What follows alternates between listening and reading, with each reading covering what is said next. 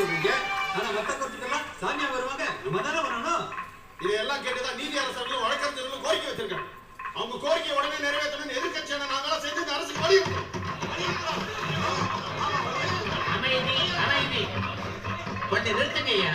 நீங்க கேட்ட கேள்விக்கெல்லாம் அரசு சார்பில் மாண்புமிகு சட்டத்துறை அமைச்சர் பதில் சொல்வார்.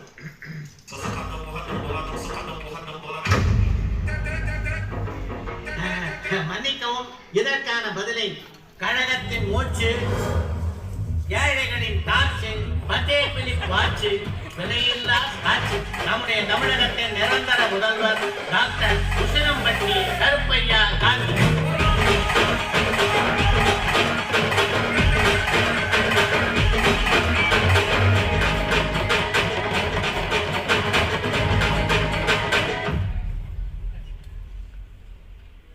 பேரவை தலைவர் அவர்களே, நிறைய நைட் எனக்கு தூக்கமே வராது. தமிழ்நாட்டை தனியா நம்ம மட்டும் எப்படி காப்பாற்ற போறோம்ட்டு.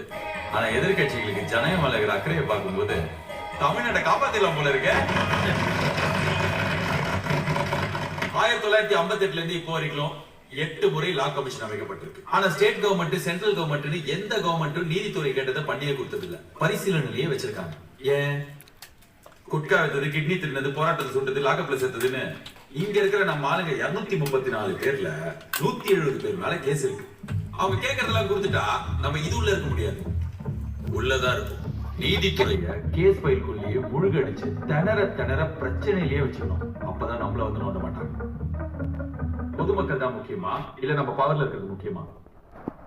நீதித்துறை கேட்கறத நிறைவேற்றலாமா வேணாமான்னு ஒரு ஓட்டெடுப்பு நடத்திடலாமா பேரவைத் தலைவரை? உறுப்பினர்கள் ஓட்டு போட்டு தங்கள் எண்ணத்தை தெரிவிக்கலாம்.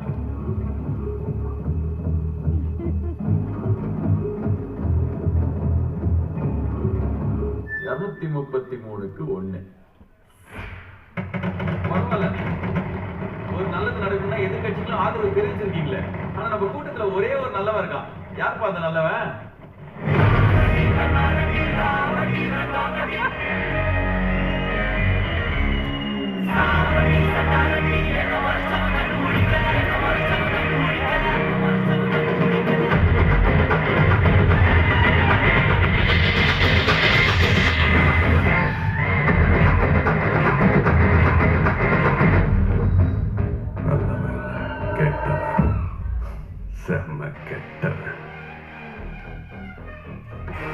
ஜனங்களுக்கு நல்லதுன்னா செதற விட்டு செய்யணும்.